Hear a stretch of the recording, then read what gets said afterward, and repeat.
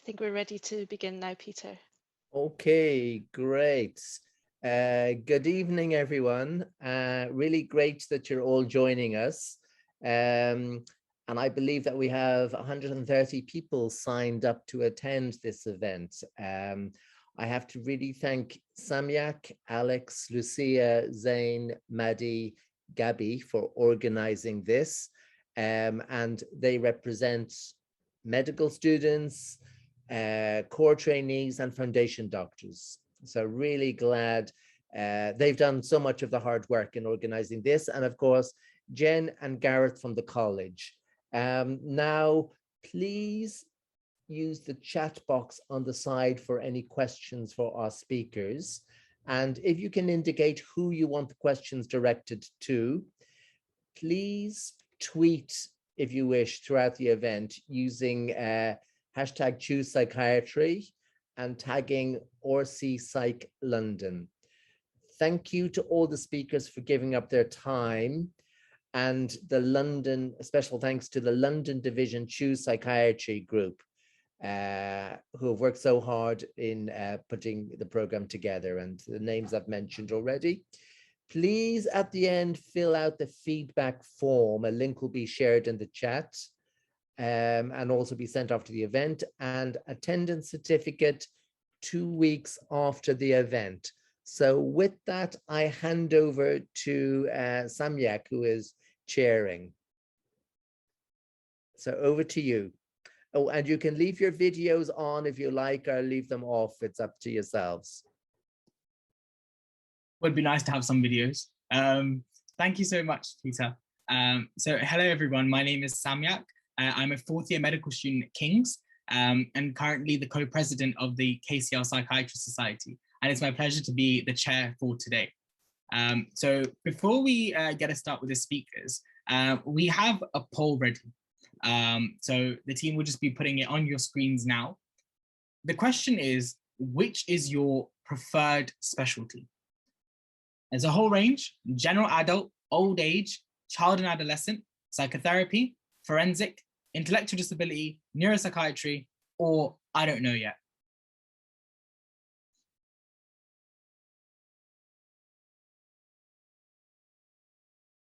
As far as I'm aware, it was my dad's sister, Thelma, died at 38. My dad died at 40.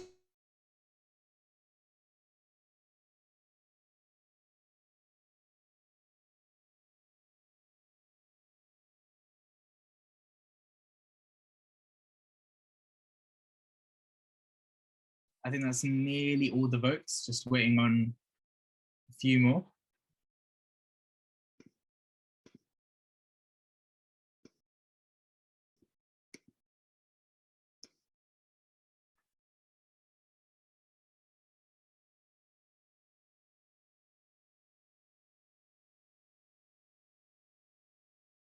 Perfect, that's everyone there. And it looks like the majority have gone for I don't know yet, and that's perfect.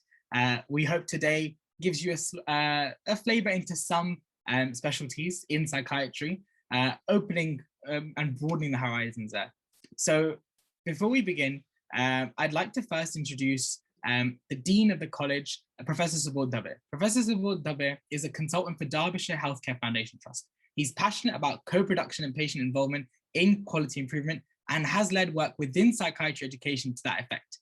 He's held a range of medical education posts and has assisted with the psychiatric curriculum both nationally and internationally. Aside from this, he's a key runner and a champion of wellbeing services for doctors and other healthcare workers. You can find him on Twitter at Subodh Dave1. Over to you, Dr. Dave. Apologies, Samyak. I don't think Professor Dave is with us yet. So if Gabby from our Choose Psychiatry group is around, then maybe she would just like to say a few words about how she got into psychiatry. Over to you, Gabby. Hello, can you guys see me? Great. So hello, my name is Dr. Gabriella Lewis. I'm a core trainee 3 in psychiatry. At the moment, I'm working at the Maudsley Hospital in the PICU, which is a psychiatric intensive care unit. Jenna's asked me to say a couple of words today just about my journey into psychiatry and what made me choose psychiatry as a speciality. And when I was thinking about it, I realized there wasn't kind of one specific point that I suddenly decided this is what I want to do, but a couple of different things over the years that made me realize that psychiatry was the right speciality for me. So I just want to take you through that sort of very, very quickly over a couple of minutes. And the first thing that made me think about doing psychiatry was actually when I was a medical student. And this was during the time when there was a sort of big junior doctor contract bust up, I guess, when lots of the junior doctors that I was working with in hospital were quite jaded or maybe not that enthusiastic about their medical lives. And actually lots of people told me, or maybe don't do medicine, actually, I wish I hadn't done it. And when I did my psychiatry block, I found that it was completely different. The doctors had time to sit down with us and teach us. They all seemed very happy in their lives. They had a sort of good work-life balance. And they all said, actually, no, do medicine, do psychiatry, it's great. So I thought, you know, this is clearly a great speciality, one that I want to try and do as a medical student, as a foundation doctor. So then when I graduated, I became a foundation doctor, and I did a couple of different placements. I did acute medicine, I did geriatrics. And as I was doing those, I realized that the amount of time that we got to spend with our patients, not kind of just looking at their blood results or looking at their scans, but actually to talk to them, was quite small. So you do a ward round, you'd see 20, 30 patients, you'd spend a couple of minutes looking at their blood results and then talk to them for maybe sort of a minute or two. And actually, I wanted to spend more time with them and get to know them a bit better. Thanks, Jen. I'll finish my story very quickly then, because I understand our next speaker is here. So when I did my A&E block, it was actually an elderly lady who came in with she'd had a fall at home, she got a cut on her face. And the A&E consultant was like, oh, everyone come round, I'm going to show you how to stitch up this cut on her face. And everyone sort of crowding around this lady, the top of her head, looking at how she was suturing it. And I was sort of standing at the foot of the bed, looking at this lady, thinking, actually, she looks really scared and she looks really worried. So I kind of, you know, went and spoke to her, and I and sort of said, you know, it's going to be okay, you're in good hands, you know, don't worry. And actually, I realized I wasn't very interested in what kind of suturing they were doing or how they were stitching up this head wound. I was much more interested in connecting with her as a person. And that's when I realized that actually going into a speciality with that human connection, not just kind of abstracting our patients to a cut on the head or a urosepsis or a, you know, heart attack, but actually using that connection that you have with a person as another human being was what I wanted to do with my life. So that's the kind of very short story about why I decided to choose psychiatry. Thank you. And on that point of connection, I think would be apt to welcome in Professor Subodh Dave. You just missed our little introduction, but perfect. I don't think he needs any further introduction other than his Twitter account at Subodh Dave1. Over to you, Professor. Thank you so much, Sayak. And apologies for being a bit late. Just tipped off from another meeting, but Gabriel, that was a great listening to you and your journey in psychiatry. And I think that's me. I'm the Dean of the Royal College of Psychiatrists. But like many of you here, I hope who will do that, I chose psychiatry as well. And I think I do have an interesting story to tell, actually, because I went to court and filed a court case to actually choose psychiatry. So I really had to fight a court battle in the High Court of Mumbai in Maharashtra to get into psychiatry, because strangely enough, with the kind of marks that I had and the kind of it was based on my results in MBBS, and I could get into all of the branches of medicine, but not psychiatry, because there's a bunch of us, all of us who wanted to do psychiatry. And then so there were a few seats that were reserved for people outside the state. And since I belong to the state, I wasn't eligible for them. So I had to go back and to the court and fight for it. So, but here I am. I've loved every day of being a psychiatrist. And my next slide is kind of just showing how uplifting each day has been for me. You know, I think so if you go to the next slide, And the reason why it's uplifting is because it's great to be in a specialty where you know that simply with the tools that you have, and if you can speak the language, and it may not necessarily even be verbal language, you are in business. You don't really need to always rely on expensive equipment, etc. And indeed, that's been one of the pleasures of my job, has been that I've been able to go to Africa or parts of Asia and practice my craft. So it's been fantastic to do that. Next slide, please. I think just wanted to briefly show you where I did psychiatry. So that's Grant Medical College, which is one of the oldest medical schools in Asia. It's the second oldest medical school. And the key lesson for me, I think, if I think of my time as a trainee, was the real link, that you have between your science. And I think when you do your clinical placement, you can't recognize that actually you can put your science and the skills that you learn to make somebody else's life better. And I know it's a trite thing to say, and it's kind of a given that when you join medicine, you do that. But I think it's easy to kind of forget that.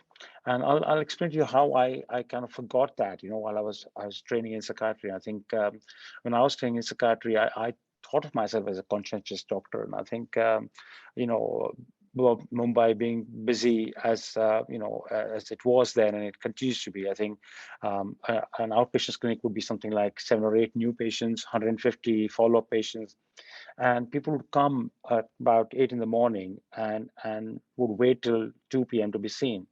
And not once while I was a trainee there did I think that, well, why don't I start a system of a registration system where we can sign in and then go off and have a drink and then come back. And I think it was when I came to the UK that it suddenly struck me that that thought didn't even cross my mind. And I think for me, I think the big lesson from that has been that, well, our science is ultimately only as good as the difference that it can make to our patients' lives. And so, I think in choosing psychiatry and thinking about psychiatry as an academic science, there's a real straight line to be drawn between what we can do with that science to improve people's lives. But next slide, please. But welcome. I'm sitting here in this building right now, actually, and I don't know whether you all can see the background or how I blurred it. I can't recall, but sitting in the college, and you are most welcome to come and visit, because we've got astonishing library, some old books here, history of psychiatry, lots of things. And in fact, I hope that when we reopen, and I hope things do reopen soon, that you all are able to visit the college and we can do something like this in person. But next slide. But what better field of medicine than to kind of think of psychiatry, where on the one hand you have the joys of neuroscience, kind of understand the complexity of the brain, the receptors, and how that links with what kind of, well, next slide please, Gareth, and what is a real human experience. So the links between, we know now, this is a scientific fact, we know that if you've experienced 4 or more adverse life experiences in early childhood, they have a negative impact, not just on your mental health, but also on a whole range of physical health parameters. So, things like obesity, diabetes, heart disease, cancer, the risk of those increases, those illnesses, along with mental illnesses. Now, how does that happen? How do we kind of get a social event? I mean, at one level, we all know that, right? We know that there could be a tsunami happening in Japan, and if you just see it on the television, just the fact that you observe what's happening, it can create a biological impact on you, right? You feel something, your heart rate might quicken, but that's what psychiatry has been about, right? It's been about that. I think it's been genuinely that cutting edge science that actually explains or looks into why and how is the psychosocial world connected with the biological world that resides within our brains and in our bodies. And so next slide, please. And for me, I think that has been the real exciting element of my science, and of my practice. And I think, and one of the things I have particularly focused on is learning from patients and carers, not just the fact that, you know, you get to see a range of different people, but also their life experiences. Each story, each person's story is that individual story, and that is just slightly different from what the diagnostic category captures, you know. So no two people with depression are exactly the same. And then how do they differ, and how do we personalize our treatment to that individual? That's the craft, and that's the skill that we can learn from our patients and carers. And I think psychiatry as a science has always thought about this and has said, well, look, let's think of the psychobiosocial. And so next slide, please. I think so, which is why I think psychiatry is so fulfilling, because you are thinking not just about the individual patient, you're also thinking about the wider context. Now, I think the rest of medicine is kind of catching up with this, and some of you probably heard of programs around public health and generalist programs, but psychiatry has been kind of ahead of the curve and always thinking about, well, the impact and systemic way of thinking. And some of you, if you've come across, you know, maybe child psychiatry or intellectual disability, this is particularly prominent there, where you're thinking about the wider system of healthcare. But clearly, I think in every branch of psychiatry, you will see practitioners think not just about the individual patient, but about the wider context in which they come from and the impact of the two-way relationship with the community. Yeah, next slide, please. And digital literacy, I think, you know, I don't know whether some of you have looked at this, but there are people doing research in algorithms, and we show that, you know, by merely analyzing medical records, you can predict which people will respond to are more likely to respond to a drug compared to a drug B, or which people are at higher risk of self-harm or suicide. And so I feel that this is a branch of medicine that's also keeping pace with technology. And I think certainly in the last year and a half, we've seen a big explosion in remote consultations. Now, they've been around for some time. And again, psychiatry has led the way in conducting those remote consultations. Certainly, even in the UK, I used to teach in the Shetland Islands, and they always had remote consultations. Well, when I say always, at least for the last 2 decades, you know. So digital literacy, I think, is a big thing, and certainly you'll see and hear more about that in psychiatry. Next slide, please. Well, I hope that each one of you in this room today is aware of sustainability, and I think, you know, what that means to us as individuals, but also as clinical practitioners, as doctors, and as hopefully future psychiatrists. And what better way of being sustainable than to start thinking about prevention? And I think, so certainly for me as the dean, I think thinking about public mental health and thinking about, you know, just shifting that dial from the doctor-patient relationship to thinking about doctor-community relationship, thinking about shifting the dial from just being interventionists to also being preventionists, and creating a model of care that is sustainable and kinder to the planet. I think, and again, this is woven into our new curriculum. So when you choose psychiatry, you will be taking part in a program of study that has got sustainability and prevention and public mental health at its heart. Next slide, please. And linked to that is this whole idea of addressing health inequalities. So I think what we know is true of medicine is that it's not equal. I think some of you may have heard even psychiatry talk about the figure 1 in 4. You know, I think Stephen Fry led the campaign 1 in 4. And the idea being that, well, all of us are vulnerable to mental illness, but the reality is that mental illness does discriminate. You know, there are some people, so if you are poor, or if you belong to certain ethnic minorities, or if you have certain physical health comorbidities, you're more likely to experience mental illness. And I think recognizing those health inequalities and addressing those health inequalities should be a core part of our training, and it very much is in our new curriculum. And I think, again, psychiatry probably, hopefully, will lead the way. I think other branches of medicine are doing that as well, but we are going to launch a program that, again, embeds addressing health inequalities very much as a part of our core and higher specialist training. Next slide, please. And this is a specialty that has always championed health and well-being, even before it became kind of, you know, trendy to talk about this. I think, you know, the idea that we need to look after ourselves and that happy doctors equals happy patients is something that is very much ingrained in psychiatry. I think, we've always worked with our trainees. Our trainees ran the campaign, supported and valued, and the whole idea of doctors' well-being has been very much woven into the fabric of psychiatry. And some of you may have heard of Balint groups. Some of you may have heard of the way Schwartz rounds work. And this whole idea of looking after ourselves and understanding the impact of practicing medicine, when you come across mortality and morbidity on your own health is very much at the heart of psychiatry. So next slide, please. I think that was probably the last slide.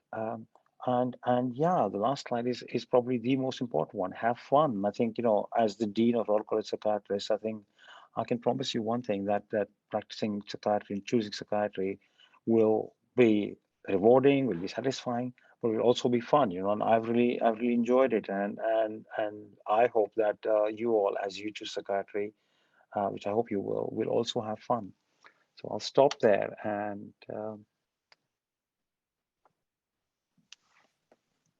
thank you for that really interesting talk, Professor Dave. I've just had one question in the chat. And so you spoke a bit about community care and how important that is. And obviously we've heard a bit about how important deinstitutionalization is as well.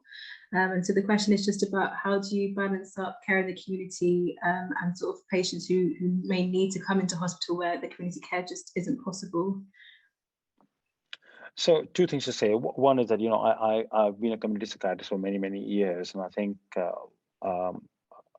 we have to guard ourselves against the idea that somehow a doctor and a social worker and a nurse can make up the community. I think, so when you talk about community care, it's not about taking a clinic and putting it in the community setting and then saying that a doctor and a CPN and a nurse will go out and somehow become the patient's community. It's really about genuinely investing and engaging with the local community, understanding what the community's strengths are, what the community's needs are, and what are the, and each community varies, and within communities you have sub-communities, and I think it's really about engaging with that. And I think if we start doing that, then I think we'll start seeing solutions and alternatives emerge, and I think some of the strengths emerge that start providing alternatives to the institutional care that you talked about. So I think one of the lessons that we can learn from the deinstitutionalization movements that happened started in America and then followed here in the UK is that if you just close down institutions and then you haven't invested properly in the communities, not just in kind of community clinics and community service, but in communities, and I think that's the challenge for all of us, I think and for us, for the new generation of doctors, not just psychiatrists, as to how do you actually work with communities, how do you, what does that mean? I mean, do you just learn by attending ward rounds and outpatient clinics, or do you actually go out and interact with patients in a community setting? Go and join their park run, or go and join their day center, when they're out of the day center, or go and join their football club, and what can you learn from that interaction with them in that setting? And I would argue that you learn a lot more in addition to what you would learn in clinics and ward rounds, and that is also an important part of our training as doctors and as psychiatrists. Thank you so much. That was a really informative answer. And I'll pass back to Samyak now. One thing you said, Professor, I just noted it down. Our science is only as good as it can make a difference to our patients' lives. And I think that rings more true with psychiatry. Thank you so much. I'm sure everyone really enjoyed that. Before we introduce our next set of speakers, I think there'll be another poll on your screens coming up now. This time the question is, what draws you to psychiatry? Brain science, being able to actually go home at 5 p.m, talking therapies, not getting your hands dirty, or secure units are your idea of life on the edge?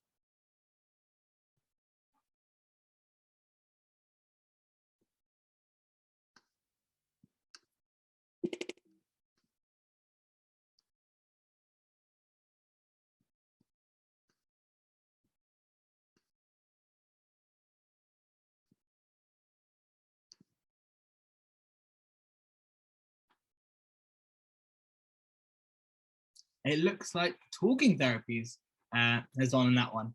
So the next segment of today's event will be particularly interesting for us as medical students, looking into core training applications and pathways in psychiatry. We're joined with Dr. Marissa Lewis and Dr. Rebecca Wilkinson. Dr. Lewis is a CT2 psychiatry trainee currently working in the CAMS liaison team at King's College Hospital as part of the South London and Maudsley training program. Dr. Rebecca Wilkinson is also a core psychiatry trainee at the South London and Maudsley. She started her training back in February 2021. Her special interests include CAMS and medical education. And do check out the Maudsley Learning podcast and see if you can find her. Thank you so much. Hi, everyone. My name's Rebecca, and with me, I'll let my colleague introduce herself. I don't think I need an introduction now, but hi, I'm Marissa. That was a great introduction. Thank you so much. We've got some slides. If they could be put on the screen, that's great. Thank you so much. And so yeah, today we're going to be talking about basically applying to core psychiatry, what that involves, the steps that it entails, and hopefully it'll be really useful for you who've already made your minds up that you want to join psychiatry. So next slide, please. So just an overview of what we'll be talking about. We'll go through the application process and in particular the exam that you need to take in order to apply for core psychiatry and CAMS ST1. Marissa's going to discuss ways to boost your CV and then we'll just let you know of the important dates for applications coming up for those of you that are applying next year and some useful links and contacts. And then at the end we have 10 minutes for questions. Next slide, please. So just an overview in terms of the recruitment process. Currently for 2021, there are no interviews. So those will be the people starting in August 2022 because the intake of 2022 in February has already passed. And that's no face-to-face interviews and no Zoom interviews either. And that was the case for the past year and a half, I believe, as well. So in order to apply for core psychiatry, you will be ranked on your MSRA score alone, and that's an exam that I'm going to talk about in the next few slides. The college have said in their own words, I've put the quote there, we don't know what the process for 2022 or beyond will be at this stage. And also, unfortunately, there's no information about what the interview process will be like in the future. So I can't unfortunately cover the interview because I don't know whether it will exist and what it will entail. So we've mainly focused this talk on the exam. In terms of applying, unlike other specialities, there's no limit on the amount of previous psychiatry experience you can have or number of previous applications. You can have applied 3 times in the past, 10 times. And in other specialities, you can only do 18 months maximum of trust grade in that speciality, but that is not the case for psychiatry. And you apply through Oriel, which is the same way you apply for your foundation training. You don't have to upload any of your portfolio evidence to support your application. And just of you that have already applied for foundation training previously, it's a different Oriel, so you'll need to make a new account. Next slide, please. In terms of the application process, you register and apply on Oriel, like I said, and it's the same application for ST1 CAMS as well as CT1 psychiatry.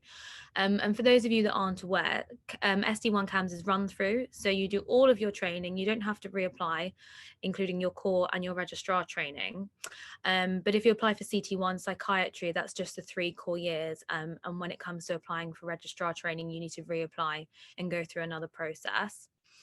Once you've applied via the Oriel website, you can book and sit your MSRA, and that happens in the same place that you did your SJT or your driving test.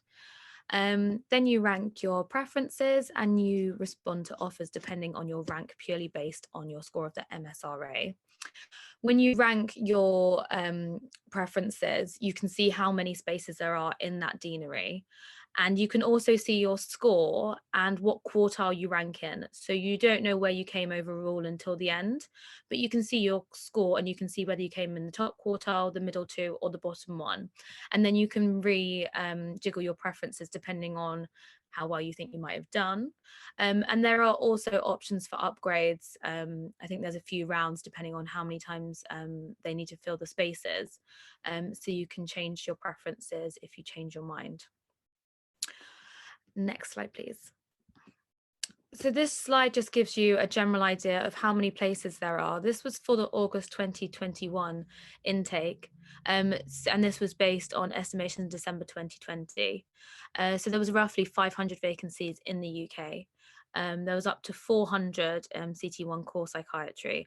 SD1 child and adolescents is a lot smaller. It's still a run-through pilot scheme. So there is about 20 of those in England, and 33 in Scotland, 24 CT1s in Wales, and 12 in Northern Ireland. This was in the August intake, which is generally a lot larger. But there's also another round that you can apply, which is when I applied, which is in February each year as well. And sometimes the numbers are smaller, sometimes they're the same. It just depends on places, workload, what the deaneries need. But when you apply in February, you can still see the amount of spaces that you need to get a rough idea of the kind of competition you're up against. Next slide, please. I don't think you can see this, unfortunately, because it's very, very small. But this is just to show that actually in 2021, 99.52% of places were filled, and 100% of CAMS SD1 were filled too. And if we go on to the next slide, please. This is in 2012, only 63.8 spaces were filled in the first round and 77.1 in the second round, which is really encouraging. And it's great that you were all in this talk anyway, because you're keen in psychiatry. But it's just to show that actually a lot more people are becoming interested in psychiatry. And it's good to be around people that are really keen to do it. So that's great to see. Next slide, please. I'm just going to talk a little bit about the exam, the MSRA. There are two parts to this exam. So for 95 minutes, you have professional dilemmas, which is very similar to the SJT, and that's broken down into two parts, which I'll explain in the next slide. And then the second part of the MSRA is clinical problem solving, which are questions that are very similar to your final year medical school exams, or at least they were for me. So they are clinical questions about management, investigations, about quite typical clinical scenarios. You get a score for both sections and then an average across the two, and you're ranked based on that average. There's 1 point for every correct answer, and there is no negative marking. For those of you that are medical students, you might not have heard of the MSRA, but it's an exam that's used for most specialities now. There are a few that don't use it, but just to give you an example of how widespread this exam is used in terms of applying, I think ophthalmology, surgery, pediatrics, GP, they all use this exam. Medicine doesn't, so there are a few that don't, and surgery.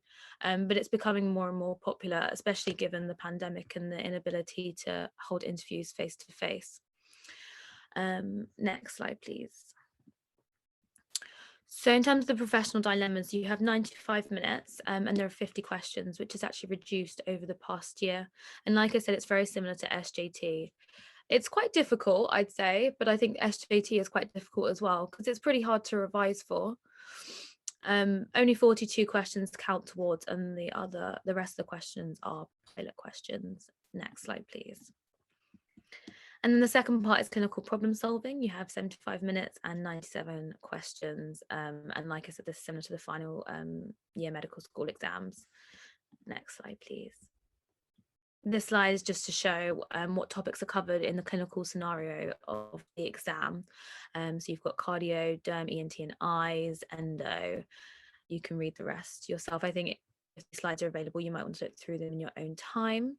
They come from a question bank, so they say that it's average that you get a general amount of questions, but everyone's different. I know I received a lot of pediatric questions, but it is random. Next slide, please. So I just thought I'd explain how I understand the people that I know revise for the exam. So I used BMJ on examination and past medicine.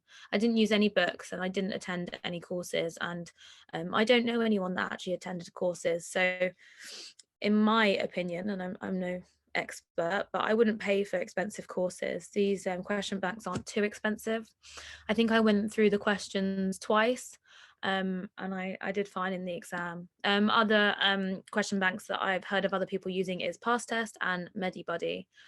In terms of practicing for the SJT, you can do the questions online, but they weren't very similar. I don't think that you can really prepare for those questions, but the question banks were good for the clinical scenario questions. And actually, I think the clinical scenario questions, personally, I found easier in the exam than on the question banks, which was good. Next slide, please.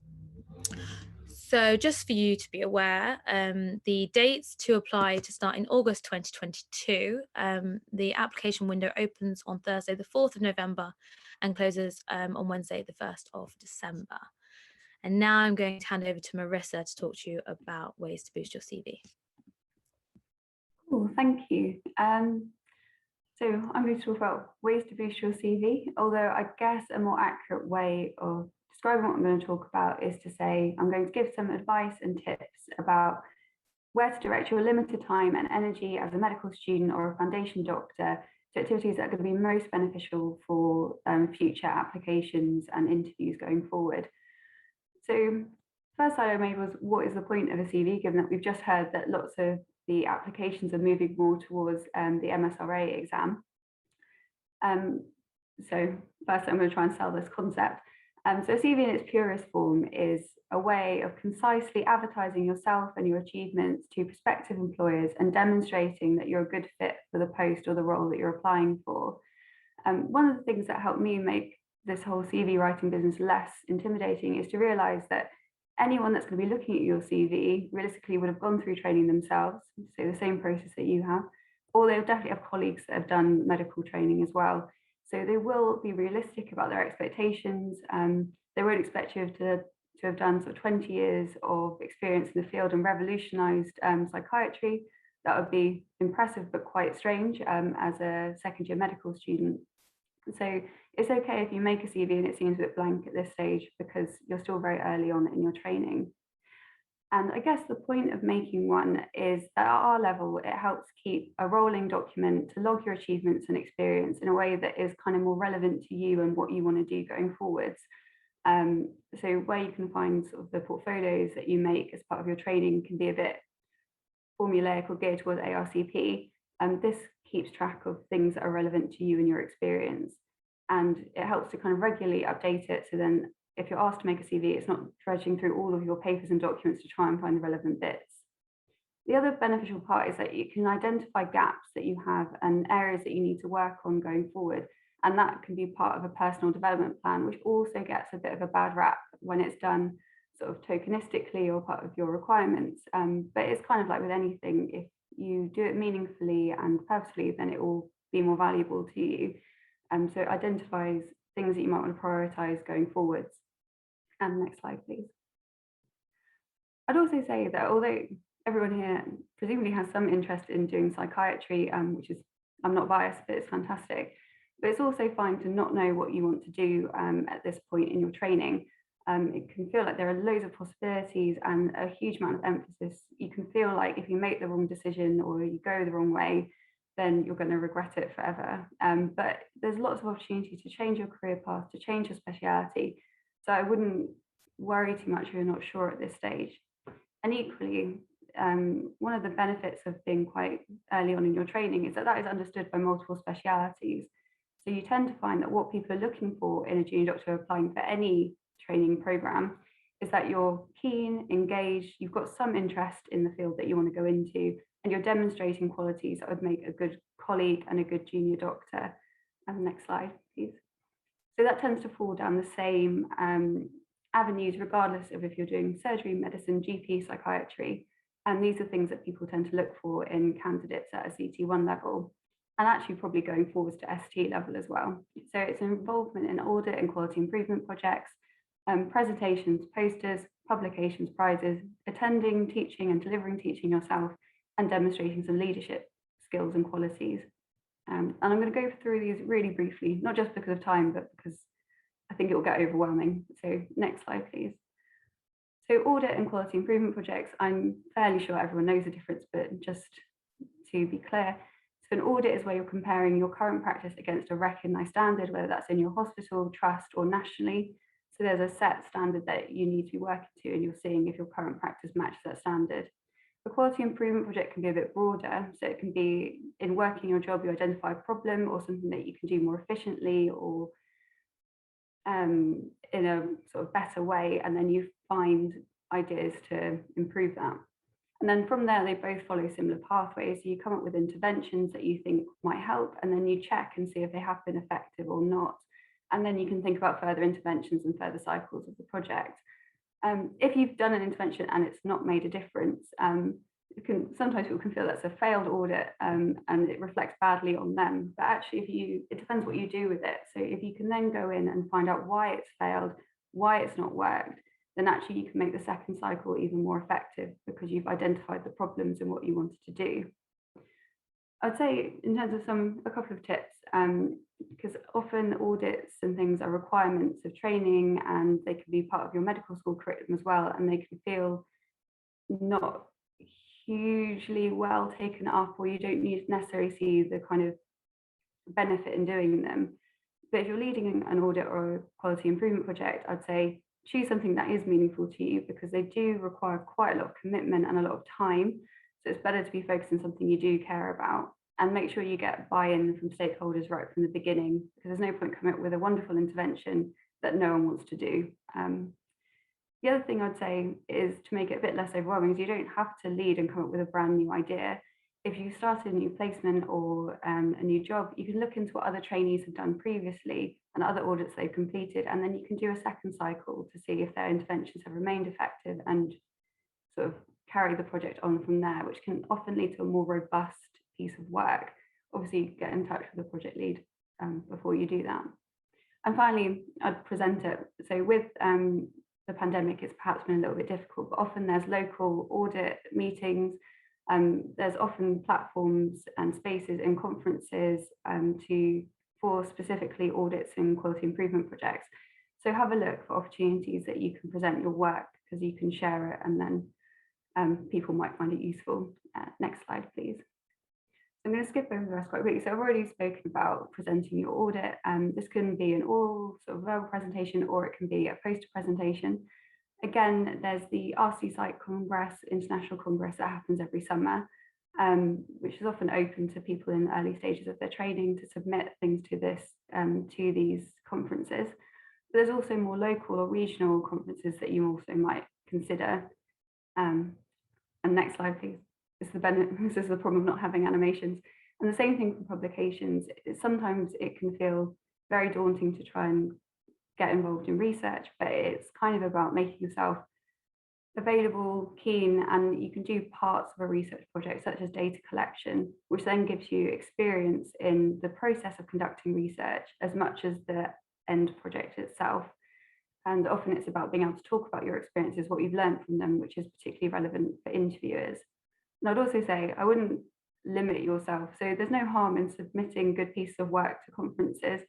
You can get in your own head about it and think, oh, they'll never accept it. But I mean, don't do the rejecting yourself. Let other people reject you. Next slide, please.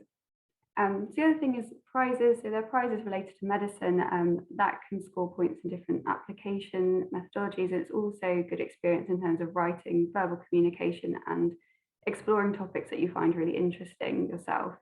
So loads of colleges and medical organisations do offer prizes specifically for medical students or foundation year doctors. So the Royal College of Psychiatry, each faculty offers their own essay prizes. The Royal Society of Medicine has loads, and so choose topics that are interesting to you, that you're willing to put in the work for, and they can be related to your career path or not. But obviously it's better to do things that are related to what you want to do. Next slide, please. So delivering teaching, there's loads of opportunities to get involved in teaching, whether it's more junior medical students on your placement, or other healthcare professionals, or your team if you're working on a ward. The important thing about teaching, I find, is that it's just as brilliant to kind of show that you've done regular teaching or you've been involved in a program. But what's quite valuable is if you're able to reflect on this and demonstrate how you've used the feedback that you've collected from teaching to improve your practice going forward. And again, that's something that you can talk about and expand on in interviews. And there are teaching courses available specifically for medical education or adult learning, sort of facilitating teaching, that you might want to explore if teaching is one of your interests. However, it is expensive, so do sort of think about whether this is something you want to do and at what stage you want to do it. And next slide, please. Okay, so attending teaching, again, it's about, I guess, events like this, but showing that you're interested in your speciality. So it can be courses or lectures or anything that you can show, or conferences typically, that show your interest in the field. And then again, it's helpful if you can say something that you've picked up from the conference that you've attended. And then next slide, please.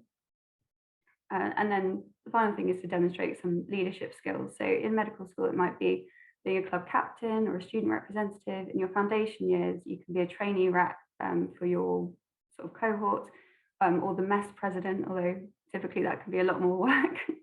The NHS Leadership Academy does offer sort of free leadership training courses that you can also enroll with. Again, it does require time commitment, and it's good to be in a post that you can sort of put the learning into practice, because that's how they kind of measure the success of their program. Next slide, please.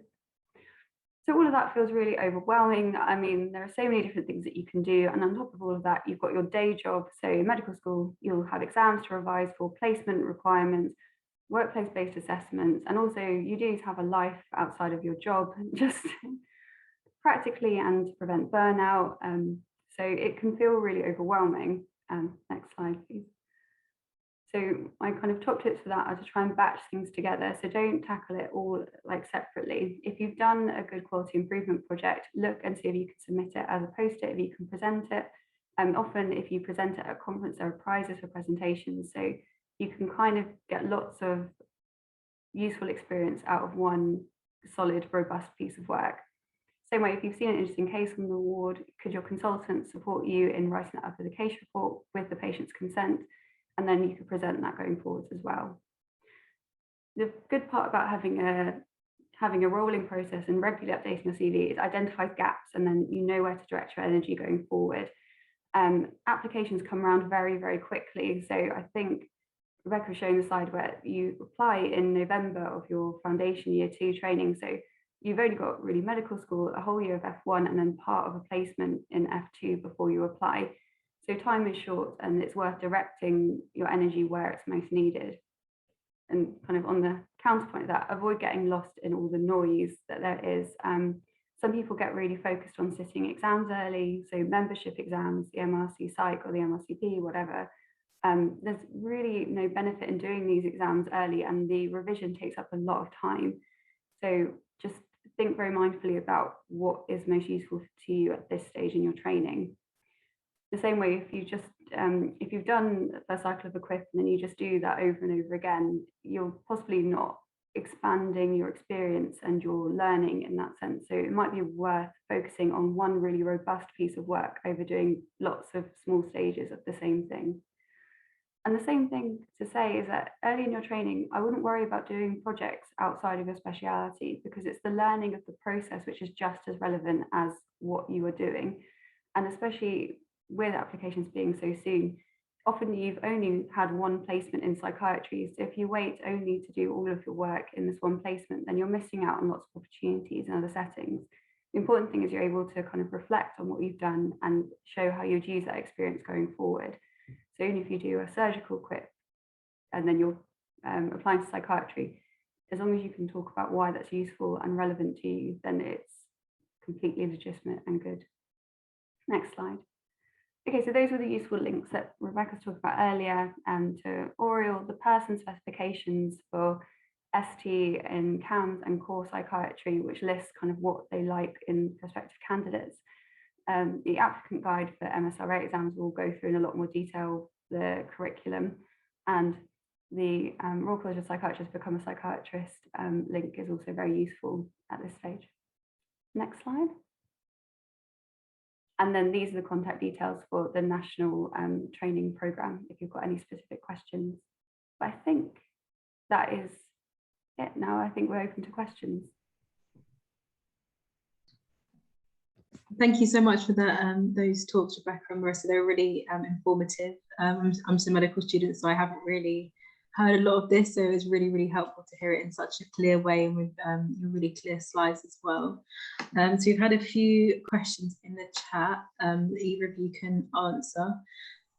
So the first one we've got is, how competitive is it to get into CET training? It's like, it's a difficult question. I know it's got a lot more, I wouldn't say competitive, but it's become more popular over the past few years, as I showed on my slide, between 2012 and 2021. It depends where you want to work. It will be more competitive if you want to work in London. There are limited spaces in London. I think there's about 120. If you look over my slide, it will say exactly how many. I'm not sure off the top of my head. It does depend where you want. The majority of the people I know got their first choice, so it's not that competitive. I don't know, that's not, Marissa, can you provide any more information on that? No, I would agree with you. It depends more where you want to work. That tends to be the main modifier of how competitive it is. It is getting more popular with time, but I wouldn't let that discourage you. Yeah, I wouldn't let it discourage you. And if you revise hard for the exam, you should get your first choice, I think. I think so, from what I've heard and my experience. Great, thank you. The next question is from Lucia. She said, what is the actual application on Oriel like? What can we upload on it? Is there white space questions, and how many references do we need? There's absolutely no white space questions. So what you upload onto Oriel is not ranked or marked whatsoever. Your full ranking is just from the exam, and there's no white space questions. You just pretty much have to prove you're a doctor. You get a certificate for finishing your foundation training that you need to apply. And there's probably a few other questions that I can't remember, but it's literally just a tick box form. Right. So a lot of it is almost completely down to the exam. Just the exam at the moment. That might change. They may go back to interviews, but previously, I didn't actually mention this, previously, if you get the top 25% in the exam, you don't have to interview anyway. That was the previous rule. So it might go back to that, but they haven't said. Willa just asked about the slides, and we'll answer that question a bit later. Holly has asked, would you recommend doing an intercalation in psychology? Marissa, you can answer. Thank you, Rebecca. I'd say, so I've not done intercalation in psychology. I did intercalate in my medical school. I did global health, actually. I'd say it's useful to do that often, that you'll find that it will be relevant on your CV going forwards that you've done a BSc. And then you can often do a research project as part of your intercalation, which is, again, useful experience going forward. And sometimes people get publications out of their intercalated year. In terms of the psychology in particular, I can't advise because I've not done it, but I'd say that it would be useful going forward in terms of lots of the theory that underpins a lot of talking therapies, which is apparently a very popular reason to go into psychiatry at the moment. But also it underpins a lot of what we do practically in terms of forming relationships with patients and having more therapeutic interviewing practice. And it will obviously demonstrate your interest in psychology going forward. So yeah, it was open to you. So it's important to see sort of what you can get out of it in terms of research projects and sort of working on the skills that we don't really get to practice in medicine. I think we just have time for a couple more questions. She has asked, if we're uncertain of which medical specialty we want to go into, would you say it matters much if the things we add to our CV are related to the final specialty? No. So I would say, again, people are aware of the training process, and often you've only had one placement to do psychiatry, so just 4 months really at the time that you're applying. So the important thing is that you can demonstrate the skills in doing QIP, in presenting a poster, in teaching, which wouldn't necessarily have to be related to psychiatry where you want to go. I'd also say it's normal to not be sure. When I applied, I wasn't sure what I wanted to do, and it becomes clear once you get that practical experience as well on the job. And if you don't have a placement in psychiatry until F2 or beyond, then, well, no, beyond you would have entered psychiatry, but in F2, then you can sort of, with experience, your opinion on specialities will change. So especially in medical school, I wouldn't worry about not being sure. You'll get that kind of lived experience of what it's like working in the role, and then that will direct your thinking. But definitely in a junior stage in your training, it's important that you develop the skills that you can then translate into whatever field you work in.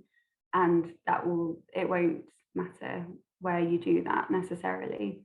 Although equally, you can argue that if you know that you definitely want to do psychiatry, there are ways of tailoring projects in other speciality and other placements to make it relevant to where you want to go. So if you're doing a GP placement, it would be completely relevant to do an audit about antidepressant prescribing, how we follow people up after a diagnosis of depression or anxiety.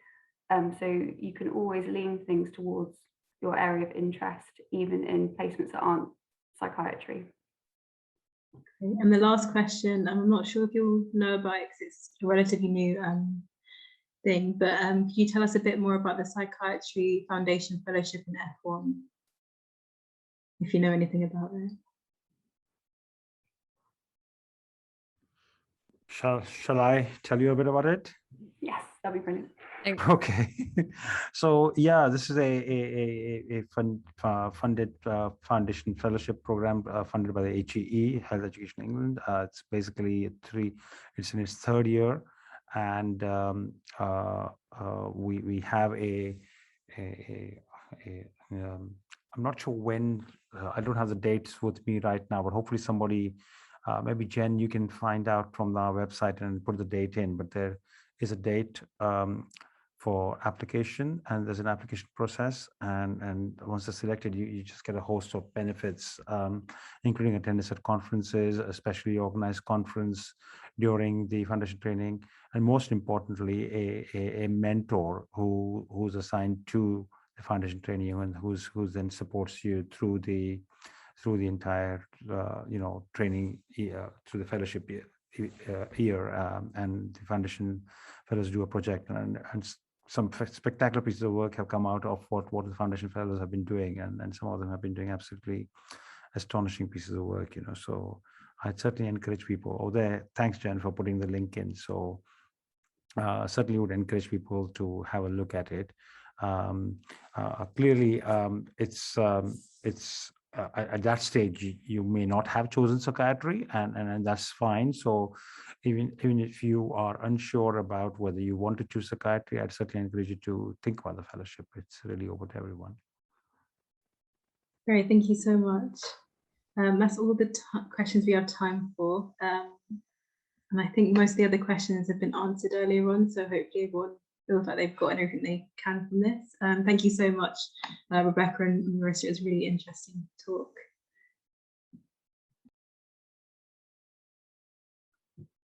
Thank you for that. I'm sure a lot of us, particularly medical students and foundation doctors, really need that information there, especially that checklist. Now we have a special part. We have with us a patient representative from the RC site, Mr. Jason Grant Rolls. He currently works as a peer support worker within an early intervention service at Sussex Partnership NHS Foundation Trust, and is a lived experience council member for the Healthy Brains Global Initiative. Jason experienced the first episode of Psychosis back in 2015.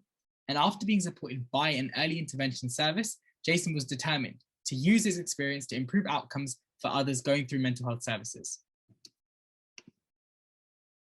Thank you very much for that really brilliant introduction, Samik. And yeah, I just want to say thank you very much for inviting me today. I think I now know what psychiatrists do. I think before the pandemic, I never had a sense of what psychiatrists actually do. So obviously now I have more of an understanding, I would say. I'll try and share my slides. Let's have a look. Okay, can everyone see the slides? Is that? Yeah. So I'm just going to talk you through what being a patient representative is. And I think, the professor at the beginning, the dean of the college, he said, try and spend time with patients. That's the message I took from him. And actually I'm a patient, to spend time with me, or people like me who are patient representatives, right? So I'm part of the Accreditation for Community Mental Health Services, ACOMS. I believe in community mental health. That's my passion. Is it going to the next slide? Hold on. I just didn't even know. Okay. So this is my full disclosure. So peer support worker at Sussex Partnership NHS Foundation Trust. I'm also a research associate at the University of Manchester, and we've just published one paper, right? So it's taken us about 3 years to publish. We're doing all about health inequalities in severe mental illness. I'm part of the Lived Experience Council member at the Healthy Brain Global Initiative, which is big things, right? You know, patient representative here, you know, loads of other things, but I try and just fully disclose what I'm doing, right? Because when people see me in the streets, I'm just another black guy, if that makes any sense at all, right? Obviously, within these circles, I'm telling you what I'm trying to get involved in. So this is why I come into these kind of spaces. So in terms of the Royal College of Psychiatrists, the job, you know, I'm a patient representative. I'm part of the College Centre for Quality Improvements, Accreditation for ACOMS. You know, my manager is the CCQI. Sometimes I don't even know what these acronyms are, but I'll just put them out there for you to, you know, be fully aware of them. I get paid £140 a day. So you know what? I do this because I believe that psychiatrists need to get better at dealing with patients, right? So I'm not to try and help you guys, you know, so you know, in 10 years' time, when people are experiencing the first episode of psychosis, they're not going to face the inequalities, right, that was presented in the other slides beforehand. So that's why I'm here, right? And you know what, the moment I feel that you guys are not doing that good job, I'll be off. So that's what I'm about. So yeah, those are my kind of key responsibilities. So attending peer review groups as part of the team, interviewing patients and carers, providing feedback on quality of information, contributing to other sectors, put input and views and to working in group discussions, read and be familiar with relevant documentations, offer views on patient carers, you know, and advise and interpret data, promote the work of the network, etc., etc. This is basically the accreditation cycle. So there is a cycle. So obviously there's an interim self-review, then they do a self-review, then there's the peer review, then there's a draft report, then there's the accreditation committee, then there's the final report, and it's only when they publish the final report they get the accreditation. And once the accreditation has been delivered, the cycle then continues, right? Because obviously it's like, you know, briefly what I actually do: participate in peer reviews, I say consult on the standards, sit on the accreditation committee, sit on advisory groups, and contribute to events. And this is, I think, because I was trying to find a diagram to kind of encapsulate what it is, right? So it's about conversation, having documentation and observation, and bringing that all together. So I call that the triangulation of data. The peer review process is a one-day visit, usually for a team of 4, so 2 professionals, 1 service user or care representative, and 1 representative from ACOMS. We validate the self-review data, you know, do the peer review workbook, and host teams have 30 days to comment on the report. So, I mean, there's only a team of 4 of us that go into services, but it's kind of like we try and do it as rigorously as possible. The services we've reviewed so far, and I just put the acronyms, but that one's in Grimsby, so North Links, Recovery Team, Skegness, Bethnal Green, Sheffield and Barnsley. And that's it. Any questions?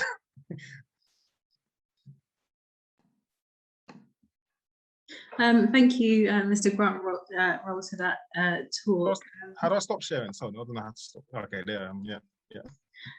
So I've heard you talk at other events before, so I'm really glad we're able to get you to talk at this event. And I think it'd be really important for everyone to hear a bit more about your experiences in healthcare as a patient, and how you then transitioned into being a patient representative.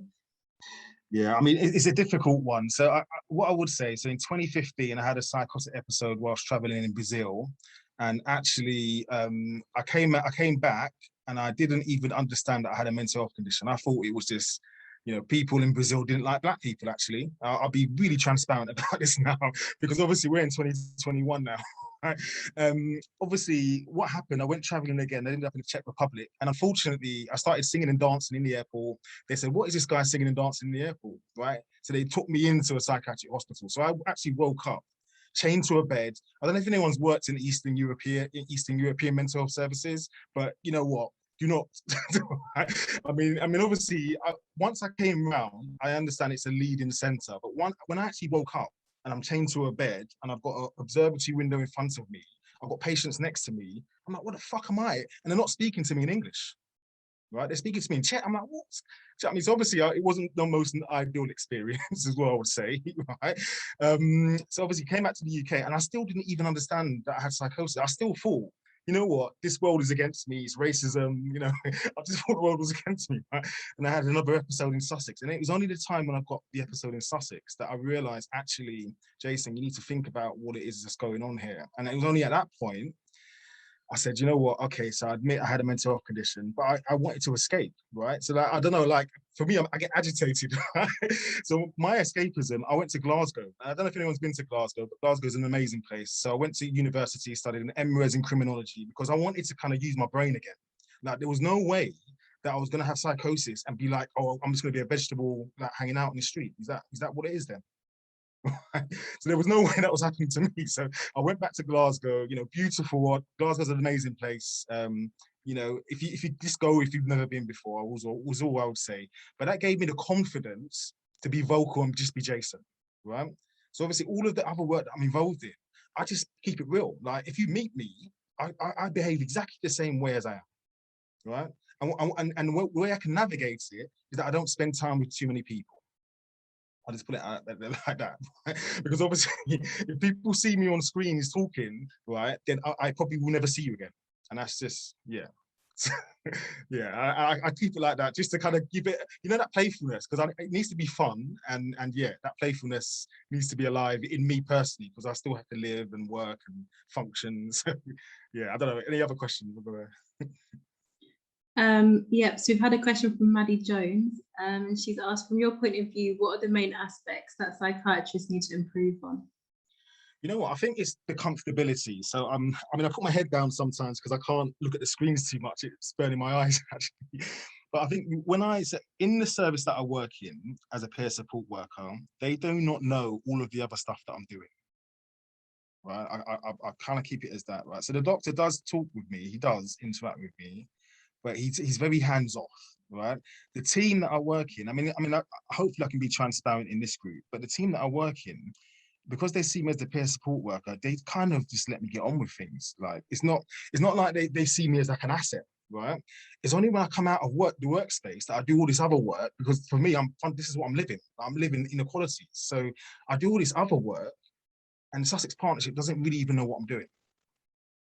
They just think I turn up as a peer support worker. When I go home, that's it. I'm not in the service anymore, right? And I think doctors have to get really better at interacting with patients, because obviously for me, I mean, I have the juxtaposition of like, you know, I'm probably one of the few black guys walking around Worthing, right? That's where I work.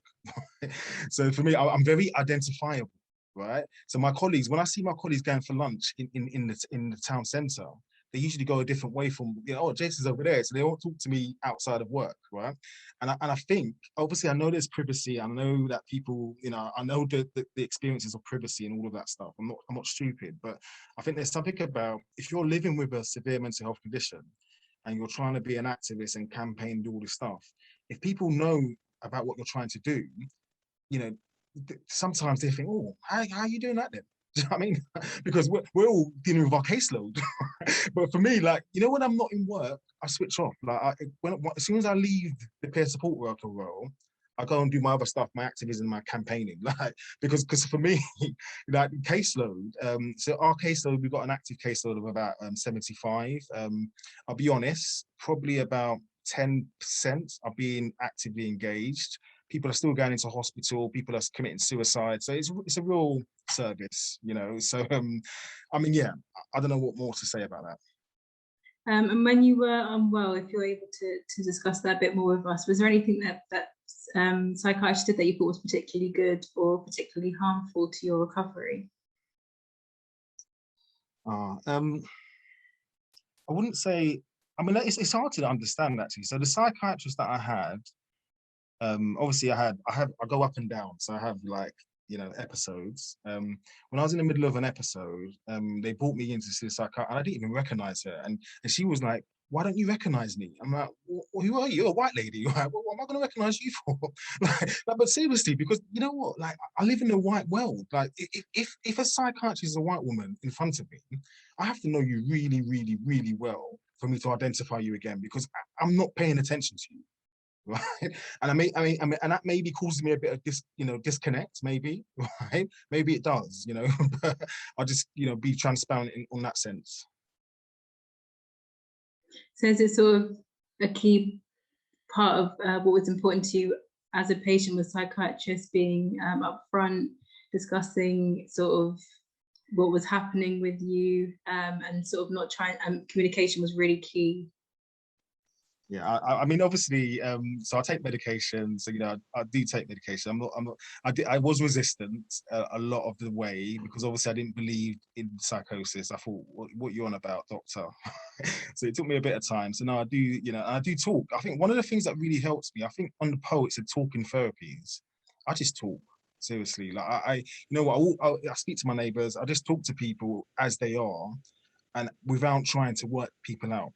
And that helps me to just make sense of my own life, my own experiences, and to live in the world, you know. So yeah.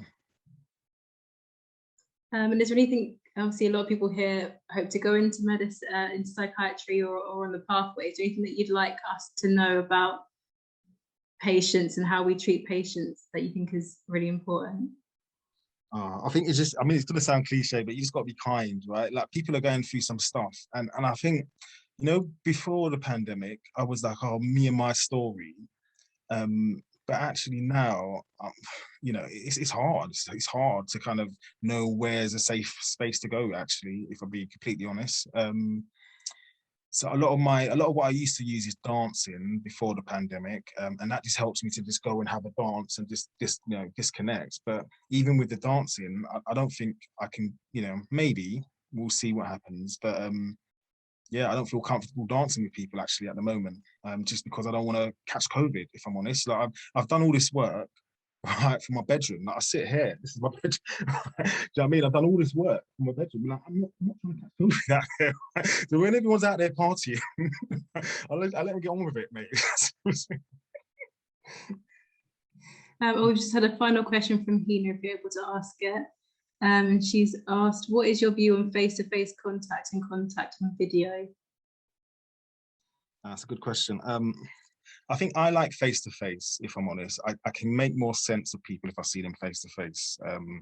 I think doing things virtually is difficult because you're talking to a screen. So, and for some people, you know, I never watched television for 10 years, put it that way. So, and I think not watching TV and looking at screens all the time helps me to have a life rather than being glued to screens. And I think some people are going to be great on screens. You know, they're going to be able to function on screens. Other people are going to be like, what screens? I mean, like, so yeah, I don't know if that answers the question or not, really. Yeah, I think it adds to what you said earlier about how patients are different. And so some will really do well with the video on the screen and some will really struggle. So it's about knowing your patient and knowing what's best, what works best for them. I think we actually have time for one final question from G, who said, thank you so much for sharing your story, Jason. I was wondering what the turning point at which you started to believe in psychosis. I think I couldn't lie. I couldn't lie to myself, and I couldn't lie to my friends and family anymore. I think I tried to navigate the space where I was like hiding a lot of the symptoms, and actually my friends and family said, Jay, you're going off on one again, or you're having another, you know what I mean? So I got to the stage where I couldn't hide anymore. Like, and I think, you know, I don't even know if what I'm doing is actually making any sense, actually, in the sense of, sometimes I do all this great work, but, you know, in the real world, I'm just another human being trying to live a life, you know, in the real world, you know? So yeah, I just, yeah, but I believe in students. I think I believe in students because I've gone to so many different universities and I believe in academia. I know it takes time before things are published, but I believe that, you know, by speaking to younger people that are interested in these, you know, fields, hopefully you're going to make changes 10 years down the road. Right? So even if I'm no longer here, right, at least you guys have seen this video and you can make it happen. Like, and that's what I hope. I mean, that's what I live with hope. So that's it, really. And Helen just made a final comment. She said, hi, Jason, great that you came to talk to us today. I really appreciate the effort it must take. And I definitely echoed that we really appreciate you talking to us about your experiences. And Natasha just said it's a really inspiring talk. So thank you so much for sharing all that you do. No worries. Thanks for having me. Yeah, cheers. Thank you. Thank you so much, Jason, once more from my side. Now we'll be starting the panel specialty talks. This will be a quick series of just 5 specialties out of the many that we do have. just to give a short insight into what they get up to. So first we have Dr. Tim Nicholson, a special one. He was my personal tutor over this past year of the Intercalation. He's a clinical senior lecturer at the IOPPN, an honorary consultant neuropsychiatrist at the South London and Maudsley NHS Foundation Trust. He's currently on the executive committee of the Faculty of Neuropsychiatry at the RC Psych, and on the British Neuropsychiatry Association, and the director of the MSc in Clinical Neuropsychiatry at the IOPPN. I hope he marks my grades all fine soon for my intercalation. Lovely. Thanks, Sam. Thanks for inviting me. So I know we've just got it's a whistle-stop tour, and I'll just sort of splurge about neuropsychiatry. Obviously, the whole of psychiatry is fantastic, and it interacts with and is synergistic with so many other great areas of speciality, particularly liaison psychiatry and old age psychiatry. And it's a subsection I'll just try and see if I can move my slides on. So a little bit about what it is. So it's the interface of neurology and psychiatry, as it says. Some of you might have had experience of it during med school, others it might not be something you have available, or you haven't been able to get experience of it. But it can be defined in several different ways. On a practical level, it can be seen as liaison psychiatry for neurology, but it's a lot more than that. We're not just doing a bit of psychiatry for the neurologists like we might be in another liaison setting. There are two really big clinical areas, and one of those are the psychiatric manifestations of organic physical disease. So in neurological disease, if you've had a brain injury, stroke, epilepsy, Parkinson's, MS, it's all the psychiatric complications, which can be actually one of the most distressing and significant symptoms of disorders that affect the whole brain, so affect neurology and psychiatry. And in isolation, that can be seen as biological psychiatry. So it informs the underlying biology of how we understand those pure symptoms that might occur on their own as pure psychiatric syndromes.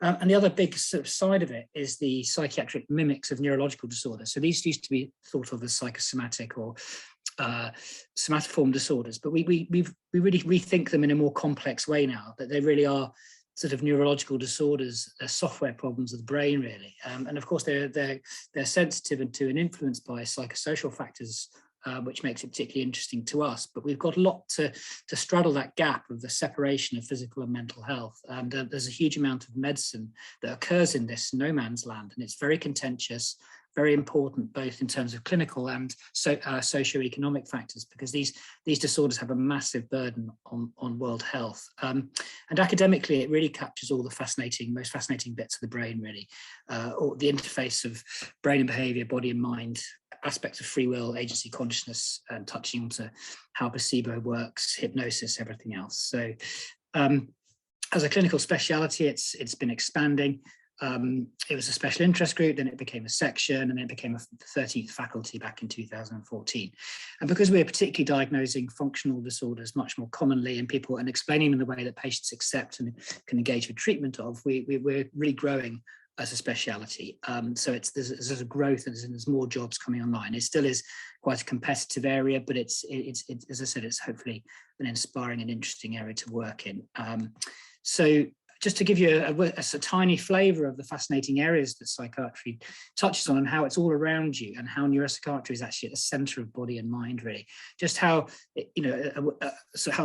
how disorders like the sonic attacks in Cuba that you might have heard of, which are almost certainly functional disorders, perhaps triggered by hearing sort of Caribbean crickets making a noise that then people worry about being attacked, and then it fuels a sort of functional audio vestibular symptoms. We're seeing a lot of post-COVID vaccination functional disorders, and we're quite worried this might be starting to happen in kids. And there's a big social media spread of functional reactions, movement disorders, tics, and seizures that happen in kids spontaneously, happen with the HPV vaccine, but we're quite worried this might happen soon. So this is something to keep an eye out for. Long COVID has a lot of neuropsychiatric symptoms. We're not sure what the mechanism is here, but this is very, very much a sort of key, massive, it's probably the public health problem beyond COVID itself at the moment. Just to give you a couple of other quick things, this is the functional coma that happens in asylum seekers in Scandinavia. I really recommend you watch this harrowing tale. They almost, it's like a sort of artificial, it's a sort of socially induced sort of hibernation syndrome that kids go into when they're under threat to being removed from the country that they found refuge in. This was in the press recently. A lady picked up in Croatia. It's got all the hallmarks of a functional fugue, a dissociative fugue. And then obviously on the sort of extreme end, you see a lot of disorders, particularly in media styles that may be organic or may be functional, which are fascinating disorders. So just a bit of a flavour of the sort of things we see in neuropsychiatry. And just finishing off, there's some great resources and videos here. The British Neuropsychiatry Association has a great back catalogue if you want to get a bit of a taster for different things. There's science stuff, clinical stuff, and similarly the neuropsychiatry faculty has some great resources. So that's probably my time. So I'll wrap up there. Thank you so much, Dr. Nicholson. Loads of things going on in neuropsychiatry at the moment. I think there will be an aspect for Q&As. It will be towards the end. So on that note, then thank you, everyone. So now we'll be introducing Dr. Catherine Durkin. Dr. Durkin is employed at the HMP Bronzefield and HMP Send, 2 female prisons by the Health and Justice Services in Central and North West London Foundation Trust. She's previously worked as a consultant in South London in a male medium secure unit and in the liaison and diversion services and in the forensic outreach service in South West London. Pleasure to meet you, Dr. Durkin. Thank you very much. Right, I'm hoping someone's got my slides. Oh, you have, thank you. That's a bit more efficient than me trying to do it. So yes, I'm Dr. Catherine Durkin. I am a consultant forensic psychiatrist, and I'm going to give you a very quick insight into forensic psychiatry. This is my view most days, working in prisons where I'm based at the moment. Next slide, please. So first and foremost, what is forensic psychiatry? I think lots of people get very confused by the term forensics. Obviously, we're psychiatrists has been discussed on this panel, and primarily we deal with people with mental disorders. What's special about us is that we liaise with people who are involved in the criminal justice system. So people who have been convicted of a criminal offence, people who are at risk of committing a criminal offence, and people with kind of much longer sentences. So we are very, very focused on risk. We always think about risk to self in psychiatry, but we particularly think about our patients' risk to others.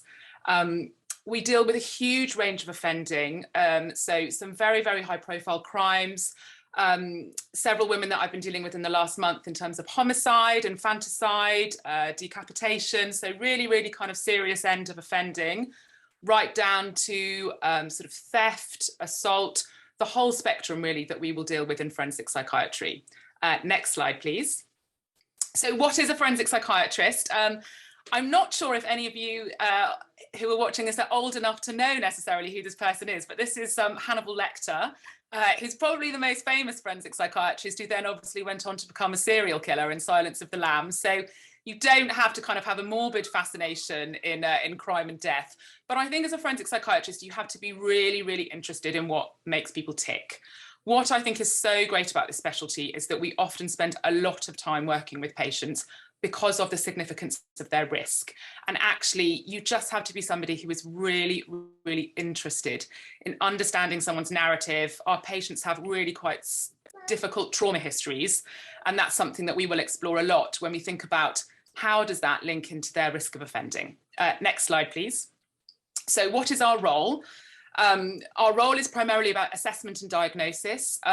We do all of the general mental health psychiatry that you would expect, but then we do a lot of very targeted assessments, things such as stalking, psychopathy assessments, risk of violence in particular.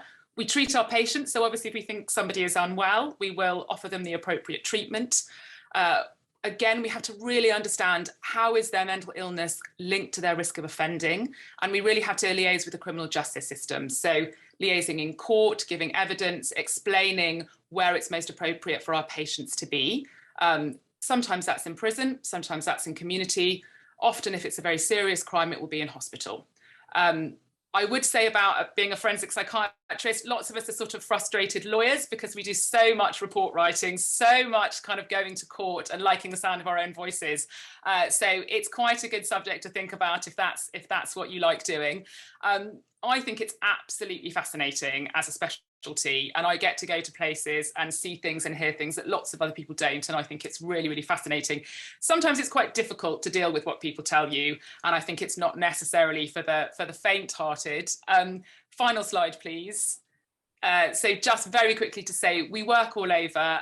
As a trainee in forensic psychiatry, you get to experience most of this. I trained in South London, but in particular, you probably heard of Broadmoor. So we work in high secure, medium and low secure hospitals. I currently work in prisons. I interface with court quite a lot, and we work in the community. So it's a really, really varied and interesting specialty. All the frustrated lawyers, we know, we know which one is there for you. Thank you so much, Dr. Durkin. Now we'll have with us Dr. Ian Hall, who will be giving us a discussion into intellectual disabilities. He's currently the Chief Examiner at the Royal College. And aside from this, he works as a consultant psychiatrist for people with intellectual disability in Hackney at East London NHS Foundation Trust, where he's led a series of service developments. His research interests include the evaluation of teaching methods and of clinical interventions. Over to you, Dr. Hall. Yeah, thanks very much for inviting me. I really appreciate the opportunity. Yeah, so I work in Hackney, as you say, in a big integrated community learning disability team. So we're working like as well as with health professionals, with social workers. We have have 3 doctors in training working with us, including foundation doctors. And we work in like a huge variety of settings. So we're working in schools, in colleges, we're working in supported living placements, sometimes residential care, all over the place. A lot of people living in family homes as well. And my job is really to, for people who have an intellectual disability, is like the assessment and treatment of mental health problems.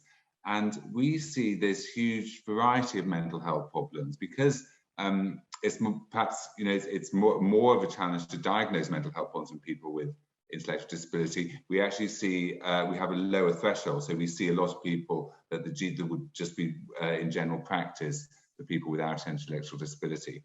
And then we're also seeing this whole other group of people with neurodevelopmental conditions. So that means autistic people, people with ADHD. So there's this tremendous variety in terms of the mental health problems that we're helping people with. And I think quite like the neuropsychiatry, we have this big overlap with physical health. And we have many people with comorbid epilepsy, for example, and with disentangling the mental illness and the epilepsy. We have many people with genetic conditions. And of course, genetics is this huge advancing field, and we're actually rolling out genetic testing for adults who haven't had it as children. Our foundation doctors have done a big QI project on that, for example. I think one of the joys of working with people with intellectual disabilities is you need this specialist skill set. So you not only need all the empathy, mental state examination skills you need in psychiatry, but you need an additional skill set as well in terms of working with people with limited communication, working with families, working with really complex systems. And once you develop that, people really value you as a clinician in using those skills. But I think what I would say is what I really like working with people with intellectual disability is because the patients are so nice. I haven't met a patient that I don't like working with people with intellectual disability, and they're really, really appreciative, and the families are really, really appreciative when you support people to overcome their mental health problems. You support families about the best way to support people with autism, for example. So I think that's why I find it so rewarding. I'm sorry you just had me and not slides. I did have some really nice slides, but then I thought probably want a bit of variety as well. But yeah, thanks for asking me. I think we'll be having some questions towards your way, Dr. Hall, later on. Now we're joined with Dr. Hannah Ali, looking into general adult psychiatry. Just finding the introduction there currently. So Dr. Ali is currently studying at Birmingham University and completed her psychiatry training in London. She's the chair of the Art Special Interest Group at the Royal College and is currently working as a consultant in an inpatient early intervention service. So hi, my name's Hannah. Thank you for the introduction. And as Samyak said, I work in early intervention in Hackney and my special interest is in arts and health. So I have the topic of general adult psychiatry, which is kind of a huge thing to cover and I have to really stay general with it, I guess. There are, if you choose to do higher training in general adult, there's so many different options for what you can do in a placement. Most of these you can do with a general adult CCT. Some of them you will need to have experience of within your higher training. So for example, perinatal, MBU, addictions and liaison, you'd want to get experience of those in your higher training if that's what you want to pursue, because they're almost specialities in their own right. Well, they are specialities in their own right, really. So if you look here, there's all sorts of different settings, different illnesses, different placements that you could do. So the early intervention and rehab are sort of psychosis specialities I'll talk a bit more about later. You've got your community teams that are general, you've got your inpatient wards, your PQ, which is your high intensity ICU for psychiatry, the home treatment team, which is like a crisis team in the community. And then your liaison speciality, which is the interface with medicine, both in hospital, but then you've also got the primary care and perinatal MBU as well, which is the interface. It's obvious what that one is. So coming on to early intervention, which is where I work, this is for psychosis. And I guess the idea behind it is to get in quick with treatment to prevent future episodes and to keep people maintained in employment, in their jobs, in their relationships, and basically prevent chronic illness. So that's my little proverb that I've put in there that I feel is kind of quite relevant for this one. There's a really strong MDT approach. You get to work closely with families, and it's really rewarding to see people get better and stay better. On the other end of the spectrum, unfortunately, there's a few people that still go on to have chronic psychosis. So rehab for psychosis is a separate area of psychiatry, which focuses on recovery for residual symptoms, often using OT-led approaches, so social approaches and arts therapies and that kind of thing. And then I've put these apples here just to represent what you'd get in a community mental health team or an inpatient ward. A liaison is just no two cases will be the same. You'll get such a broad experience of different chronicity of illness, different types of illness, different types of people that you'll meet, which is always interesting. Sorry. And when I was thinking about why to do general adult psychiatry, of course, I'm talking about the variety and all the different areas you can either develop a niche in or you can move about between as you see fit. I kept on coming back to, well, actually just why psychiatry full stop. And obviously you guys are here, so you're interested, so you might have some ideas yourself, but these are kind of my ideas for why I chose psychiatry. So not to bash any other area of medicine, but most psychiatrists that I've ever met have been really, really nice and really supportive people. I've had really nice trainers, I've had really nice colleagues, and it just makes your job and your working life really nice. And I don't know if you guys are old enough for Fresh Prince, but anyway, psychiatry is all about listening to someone's experiences in life, listening to their story and getting a sense of who they are. So if you like talking to people, hearing about them and wanting to help them, and you want more than 10 minutes in which to do that, I'd really recommend psychiatry. And because every person is unique and has a different story and challenges to tell, that can set up really unique problems for you and your MDT to tackle.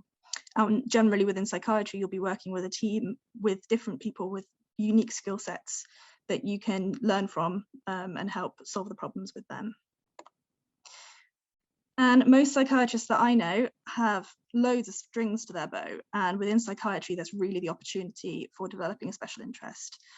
So I think, as you heard at the start, I chair the arts special interest group at the college. But there's loads of different ones there, and if you are a student member of the college, which you should be, you can sign up and get involved. So we have conferences, exhibitions, competitions, workshops that you can get involved in. And as a side note, this Psych Art conference runs once a year. That's not connected to the SIG, but it is aimed at medical students interested in psychiatry and the arts, and it's great. And just to use an example of how flexible psychiatry can be, I've managed to incorporate my love of the arts and health throughout my career. So I've been able to do co-production participation plays with patients. I've been able to consult on arts projects. I've been able to consult on policies to do with the arts. But that's not unique to me. I know several colleagues who've been able to find their niche within psychiatry and do all sorts of interesting things that you wouldn't think you would do in a medical career. So people have written books. I know people that have done mental health podcasts, done amazing research, or done amazing global health projects where they've gone abroad, as well as other things. And you can see this embracement of creativity from the day one of training, I think.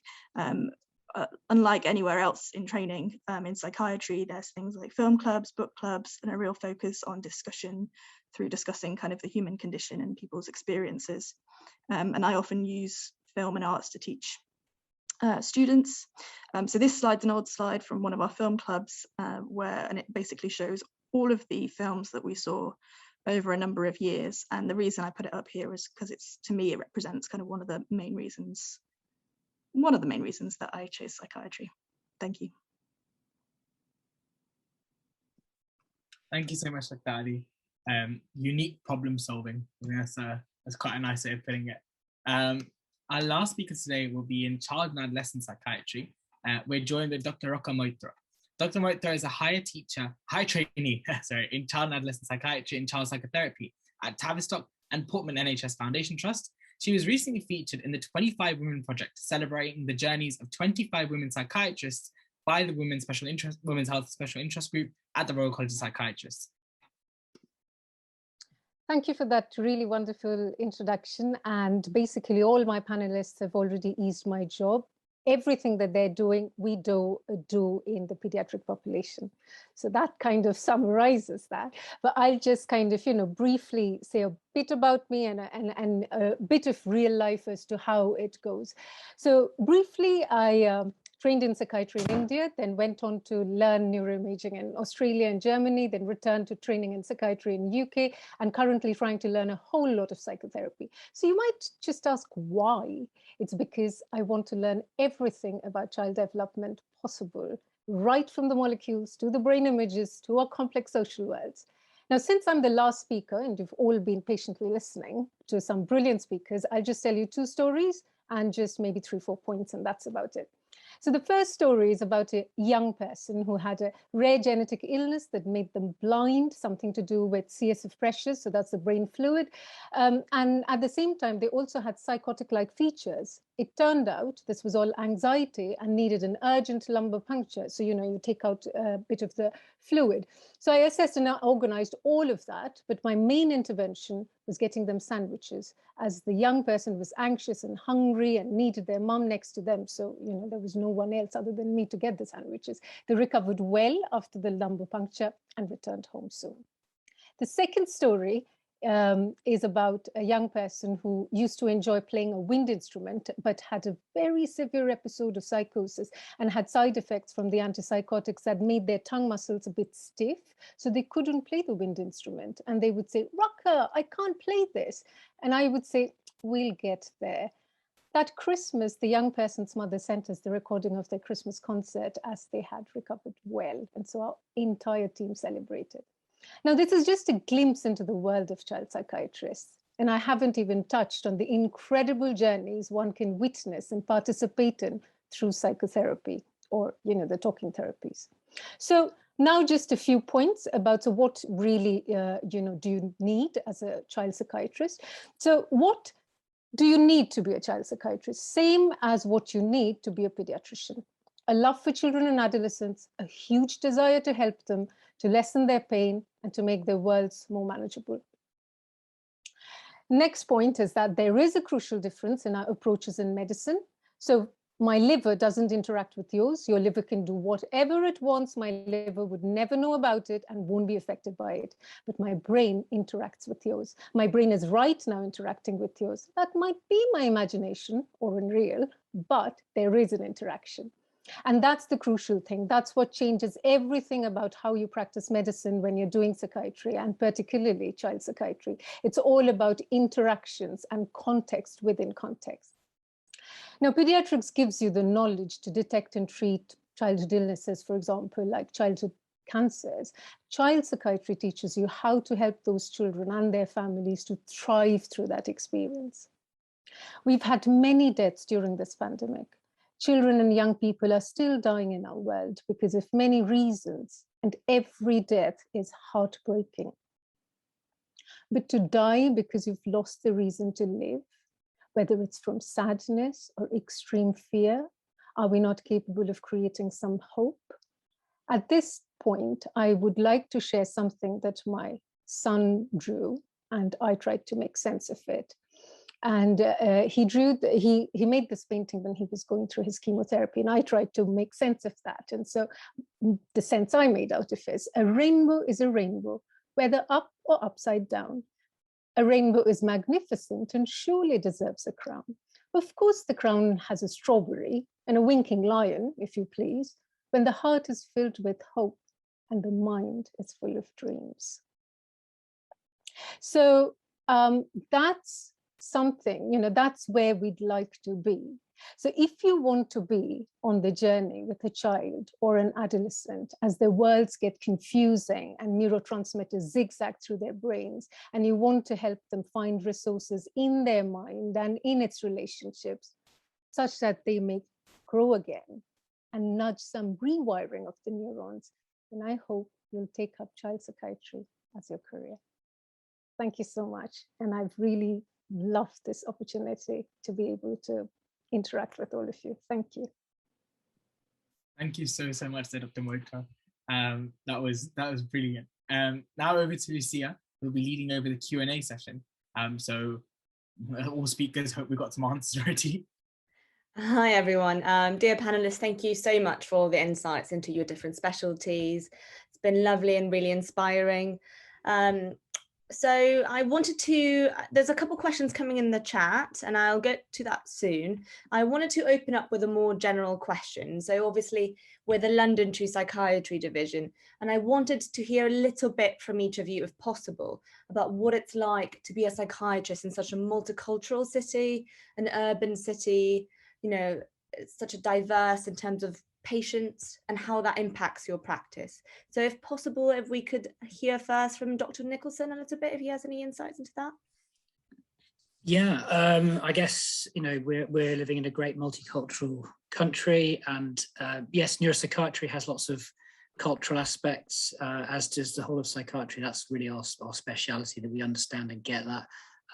There are certainly, yes, lots of different, there are sort of culture-bound syndromes that are, could be some of which can be seen as neuropsychiatric disorders. And there's a great book by Suzanne O'Sullivan, Sleeping Beauties. I recommend you. It just got shortlisted. It's a great book about neuropsychiatry stuff. So it includes culture-bound syndromes as well. So I'll hand over to everyone else. I'm sure they've got. Thank you for that. Dr. Durkin, could we hear anything from you? Yeah, I mean, I suppose I studied and trained in London, and I've only ever worked in London, so I'm a bit biased, really. I can only tell you that it's such a great place to be. I love it. The prison population is really diverse. It's incredibly interesting. 20% of our female prison population is a foreign national population as well. So we have all parts of the world represented, and it's what makes it such an incredibly interesting place to work. Great, thank you very much. Dr. Hall, anything from you? Yeah, Hackney. It just and I previously worked in Tower Hamlets. It adds just this great extra dimension to the work, I think. And I think one of the hardest things in psychiatry is not thinking what treatment or intervention is required. It's getting that intervention implemented, and especially community psychiatry, and persuading people of the right way forward. And I find to do that, a cultural understanding is really, really helpful, like understanding extended families, understanding where the decision is made, who is important to speak to. In terms of people with intellectual disability, when I was working with the Bengali community in Tower Hamlets, I was just so impressed by how much they value people with intellectual disability, definitely wanting people to get married, definitely wanting people to have jobs, or all that sort of thing. So, I think we really learn from each other. Thank you. Dr. Ali, I know working with you and Equip in Homerton, we also had our fair share of very different types of people. Anything you can say regarding that?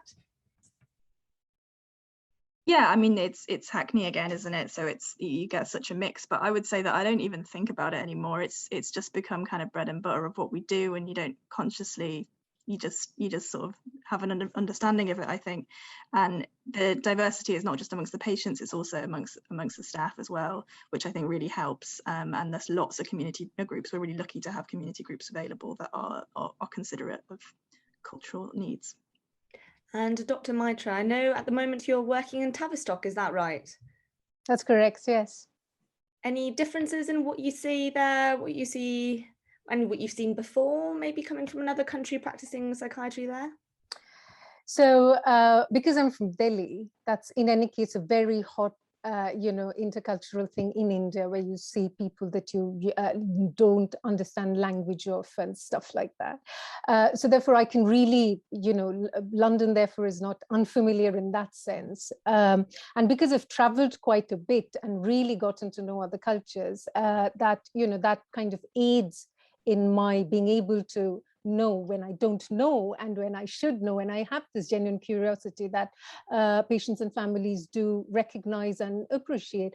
And Tavistock, otherwise, it's we cover quite a big place, so actually there is a whole lot of diversity of families that we look after. So that way, because it's in London, it still gets the entire diversity you get in London. Great, thank you very much. Now moving on to a couple of specific questions aimed at speakers. We have one for Dr. Durkin from Alex. When you were a trainee forensic psychiatrist, how did you come to grips with the justice system to provide general legal information to your patients day to day and giving evidence to the Ministry of Justice or the courts? I think it's something that it's really confusing to navigate. And I think if it's confusing for us to navigate, you can realize how confusing it is if you've also got mental health difficulties. So I don't think it's straightforward. And I think, honestly, it's something that we're still kind of learning.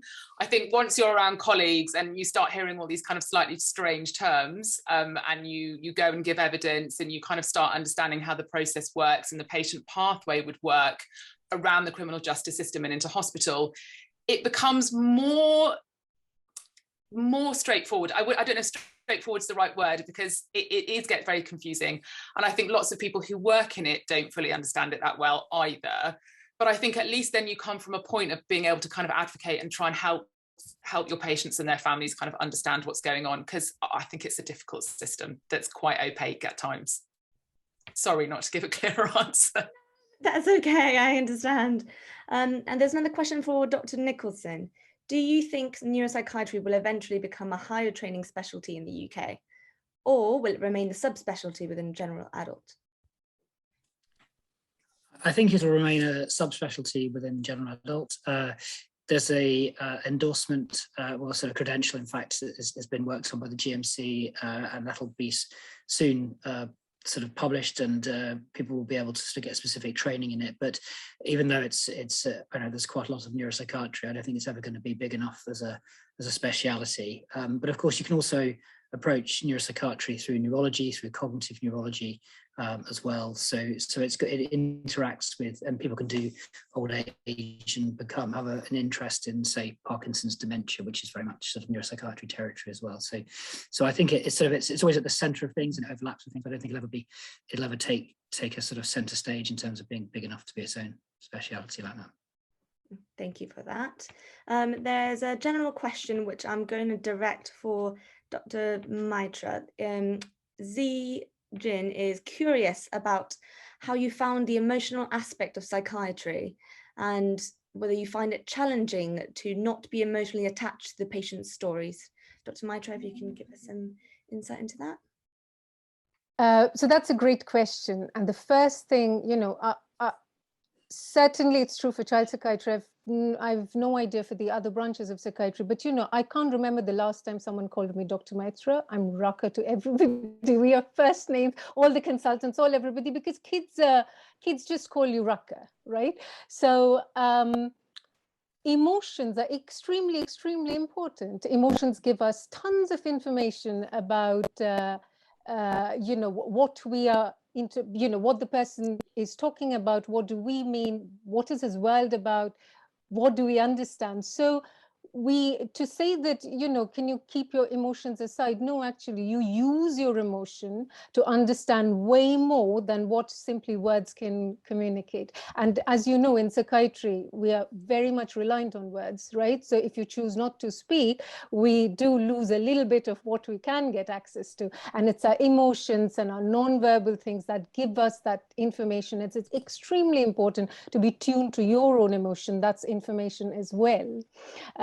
So I'm not too sure if I have, answered your questions. I'm just saying that, how would you say the physical risk of patients' behaviors to a psychiatrist? Well, that depends, So if you're in front of somebody who's very, very scared and actually thinks that you are there to harm them, of course, their behavior is going to be motivated by that.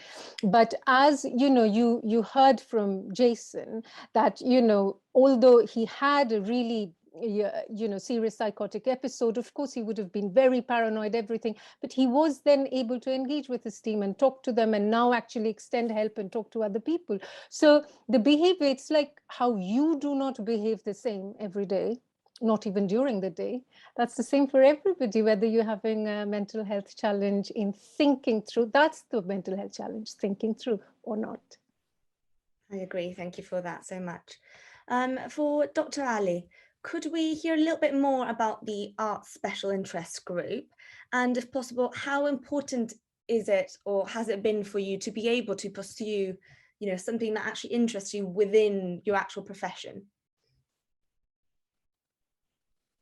I'm trying to think what I didn't tell you. So if you are a student member of the college, you can sign up for any, I think of the SIGs, you can attend any conferences or events that we run. The Arts SIG is there to promote arts and health in training, in treatment, and just interesting stuff that's going on for wellbeing. So we run wellbeing workshops, we do conferences on all sorts of different things, and I've also been involved in doing loads of, as I said, projects and advising on projects from a sort of psychiatrist perspective. What was the other part of your question, Lucia? How important is it to find, a place to explore your interests within your profession, not make it just about the day-to-day, professional? I think it's really important. It makes your job worthwhile. Well, it's worthwhile anyway, but you know what I mean? It makes it feel really enjoyable to do, to be able to put your own sort of stamp on what you do. And as I said, I know so many people that have a completely different interest to me, and they've managed to do that with their career too. And I think that's something maybe unique to psychiatry, is that you're able to do that. I agree, thank you. I was going to ask a question to Dr. Hall. I know you're involved in some of the training, and I think you were the foundation trainee lead for ELFT, if I'm not wrong. Yeah, I am, yeah, that's right. Could you tell us a little bit more about, what it's like to be a foundation trainee in psychiatry, in terms of what opportunity that there is, what the placements are like, just for the medical students so they know to apply in foundation training? Yeah, so we have about, I think about 18 or 19 placements now in ELFT, and it's in a variety of different services, quite a lot in general adult, some of the inpatient services, some of the community services like the early intervention, and then some in specialty areas. So I have them with, you can hear my cat there, with CAMS, we have them with intellectual disability and stuff like that. So there's a variety of different things. We're very focused on what's the point of doing a foundation program? Obviously, people who are interested in psychiatry, it's really good if they do a foundation job, but also we want to teach psychiatry skills because they're so relevant to the rest of medicine. So if you do medical or surgical specialties, we know that actually if you address the mental health problems in patients with heart disease or cancer, then you're really going to improve outcomes. So we want to give people those skills as well. So we have quite a big program, so that every time they come to do a 4-month placement with us, they do 3 whole-day sims on clinical skills in psychiatry, because I think this is a real thing for people to take away. ELFT, you probably know, is very big on quality improvement. So, I say almost all of the foundation doctors are doing quality improvement projects and presentations and stuff like that. And of course, that's very good for building their application to core psychiatry training, but also core medical training and all the, the other things as well. So, yeah, so yeah, I suppose our jobs are a bit more relaxed because they often come from surgery, and they're just like need to calm down when they come, and so this is sort of a different pace, and you can do more project work, and there's more thinking time, and you can get involved more in depth with patients in the psychiatric placements. I would say so. Yeah, we get good feedback for them, but we're always wanting to develop them too. I would add to that, having gone through it as a foundation trainee, the teaching you get in psychiatry is like no other. We had Wednesday afternoons, 3 or 4 hours of teaching, and I found that extremely valuable.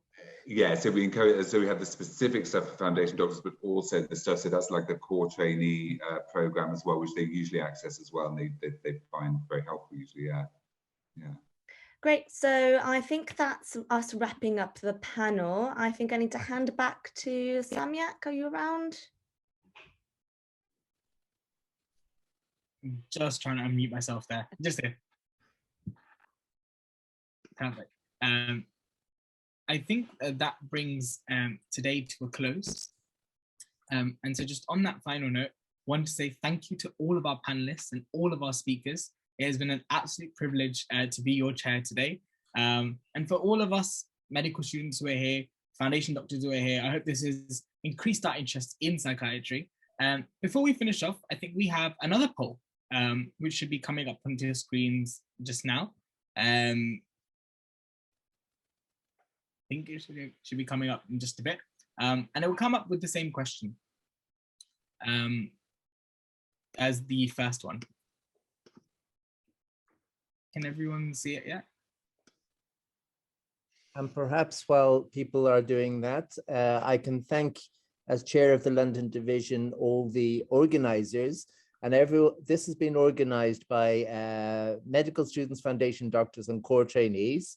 So that's really great. I thank you all. I thank Jen and Gareth for all the organization behind this.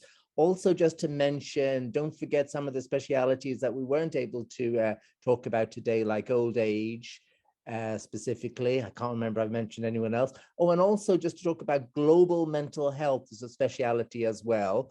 If anyone wants to contact myself about that, right now I have to go from this to a meeting in Fiji straight after this, which is kind of my life in global mental health. So thank you. The evaluation form, I think, will be sent to you, or it'll be posted as a link. So I'll hand back to you, Samyak. Unmute. Whoops, again. I think we've just had the end of that with the polls. And this time around, it looks like the preferred specialty has gone from I don't know yet to general adult. But it seems to be pretty equal around the others. So I hope this has been a very informative evening for everyone. On that note then, thank you all and have a great night ahead. Just one final thing I'll just mention. I'm just thinking of Subodh's, one of his Subodh's slides, which was, it's great fun. And I really want you to take that message away from you. It's a great fun. I'm laugh a lot of the time. Thanks. Sorry to interrupt you, Samyak. That was all. that was all from me. Thank you, everyone.